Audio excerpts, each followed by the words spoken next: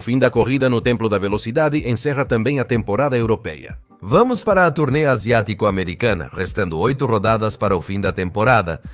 E essa corrida nos trouxe novamente um pouco de polêmica, um resultado diferente do que estávamos acostumados e uma corrida que, de modo geral, deixou algumas coisas interessantes para o final da temporada. Essa corrida trouxe mais polêmica. Um resultado diferente do que estávamos acostumados e uma corrida que, de modo geral, deixou algumas coisas interessantes para o final da temporada.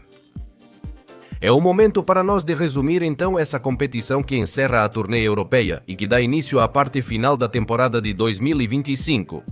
Então, senhoras e senhores, sejam bem-vindos ao resumo da 16ª rodada do Campeonato Mundial de Fórmula 1, o Grande Prêmio da Itália. Antes de começar, um resumo dos muitos penalizados antes do início da corrida. Primeiro, tínhamos Lewis Hamilton, com uma punição de 5 posições por não respeitar as bandeiras amarelas antes do início da corrida na Holanda, o que o faria largar em 10º lugar em vez de 5º, onde havia se classificado originalmente. Pierre Gasly e Isaac Hadjar largariam do pit lane devido a mudanças na unidade de potência. Infelizmente, Nico Hülkenberg não pôde largar no Grande Prêmio, pois retiraram o carro por um problema detectado antes da corrida. O piloto alemão não pôde competir neste Grande Prêmio, apesar de a McLaren ser favorita em todas as corridas. Dessa vez perderam a pole para um surpreendente Max Verstappen, que ficou menos de um décimo à frente, e ameaçava vencer a corrida, tendo como escolta Lando Norris e Oscar Piastri, que ficariam em segundo e terceiro, respectivamente. Portanto, para a corrida, só restava ver se Verstappen aguentaria o ritmo, se os McLaren seriam mais fortes na corrida e com isso poderiam vencer Verstappen, ou se a Ferrari teria alguma carta na manga para, pelo menos, subir ao pódio em seu Grande Prêmio de casa. E assim que os carros se alinhariam no grid de largada, as luzes do semáforo se apagariam e com isso começaria o Grande Prêmio da Itália. Verstappen fez uma largada muito boa, mas desta vez Norris conseguiu pelo menos emparelhar com Max nos primeiros metros. Apesar de ir para a grama na reta, conseguiu fazer a curva 1, forçando o Red Bull de Max Verstappen e obrigando-o a sair da pista. Assim, o neerlandês usa a área de escape, corta a curva 1 e mantém a liderança. Enquanto isso, Leclerc passou Piastri e ficou em terceiro, enquanto pilotos como Antonelli perderam posições na largada. Em uma largada sem problemas ou acidentes. No entanto, após a curva de Les Modos, Piastri conseguiu recuperar a terceira posição que havia perdido para Leclerc, voltando a ficar atrás de seu companheiro de equipe.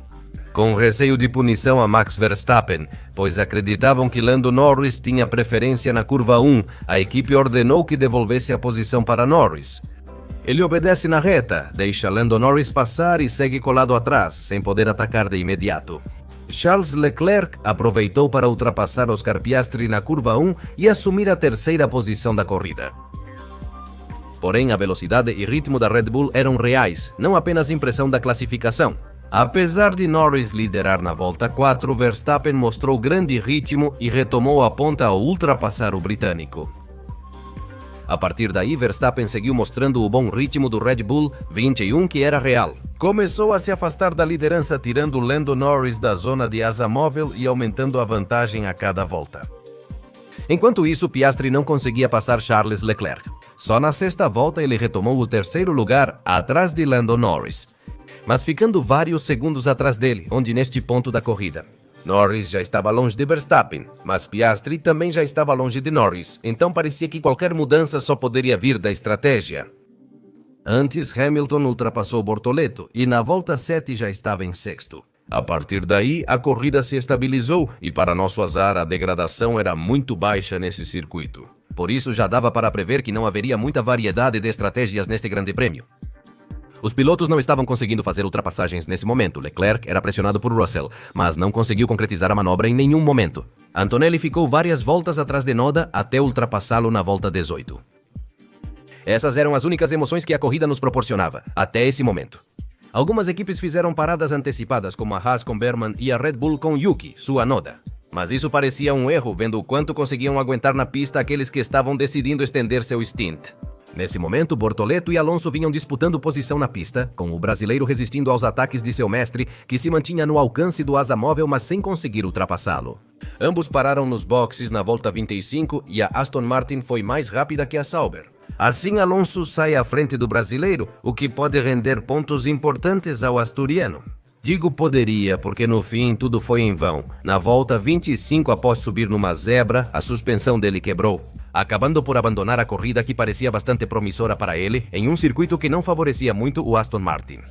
Depois disso, a corrida seguia igual. Restava ver quando os líderes e os Mercedes parariam nos boxes. Nas voltas 28 e 29, Antonelli conseguiu passar Alonso à frente de Bortoleto após estar atrás na pista. Após a saída, a Ferrari responderia até a volta 34, parando Leclerc, que sairia confortavelmente à frente de George Russell, mas sem nenhuma chance de disputar com Piastri a posição no pódio que até aquele momento estava tendo. Por sua vez, os McLaren e Verstappen permaneciam na pista, onde a diferença era de cerca de 6 segundos entre Lando Norris e Verstappen. Parece que a McLaren queria adiar ao máximo a parada nos boxes, ou tentar aproveitar a queda da Red Bull ou apostar em algo novo. No entanto, Verstappen para apenas na volta 37 e coloca o pneu duro para fechar o grande prêmio com esse composto. A partir daí, a McLaren apostou na entrada de um safety car para parar nos boxes, perder menos tempo e sair com pneu macio, à frente de Verstappen. E assim ter a oportunidade de ganhar uma corrida que, em condições normais, parece que não conseguiriam. O milagre quase ocorreu na volta 41, quando Berman bateu em Carlos Sainz na La Joya, fazendo-o rodar. Mas, para azar da McLaren, ambos os pilotos voltaram à disputa do Grande Prêmio. Ficou só no susto, e isso acabou com qualquer chance da McLaren de conquistar a vitória. E vale mencionar que, por essa ação, Oliver Berman recebeu uma punição de 10 segundos. Com isso, a corrida ficava praticamente decidida, já que, quando os McLaren entrassem, iam sair. Um mundo de diferença para Max Verstappen, que já tinha tirado muito tempo deles. Se não saía um safety car? E quando seria uma das últimas emoções na pista?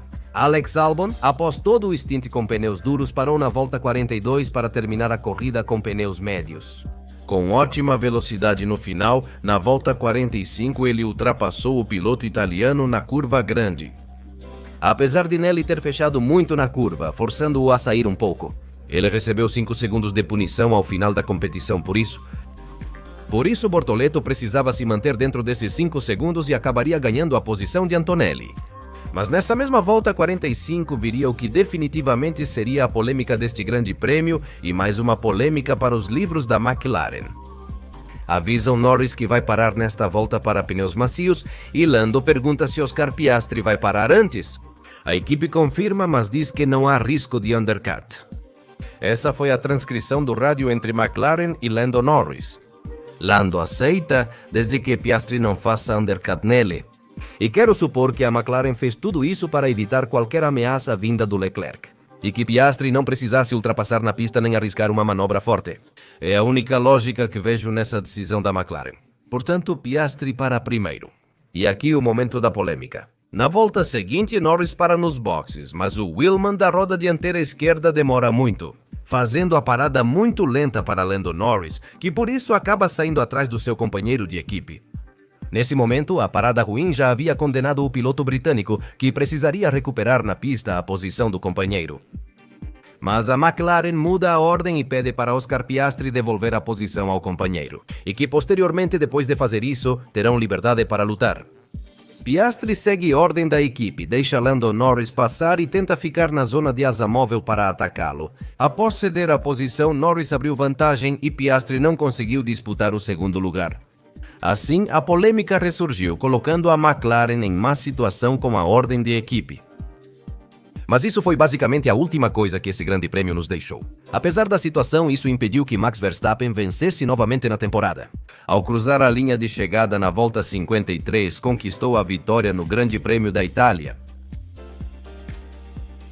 Terceira vitória da temporada para Max Verstappen, que vence do jeito que ele gosta, mostrando um ritmo brutal, levando o carro super leve. Mas onde ele foi agressivo, conquistou uma vitória excepcional que talvez não o coloque na disputa pelo título, mas é importante após tantas corridas difíceis.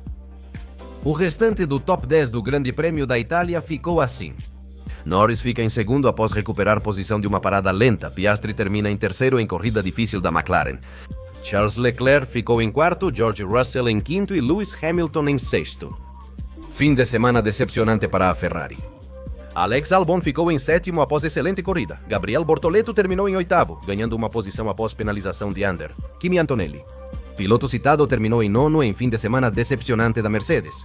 E fechando o top 10, Isaac Hayar, garantindo um ponto após uma boa recuperação. A corrida na Itália começou muito forte, com as primeiras voltas muito intensas, e a partir daí perdeu muito o ritmo.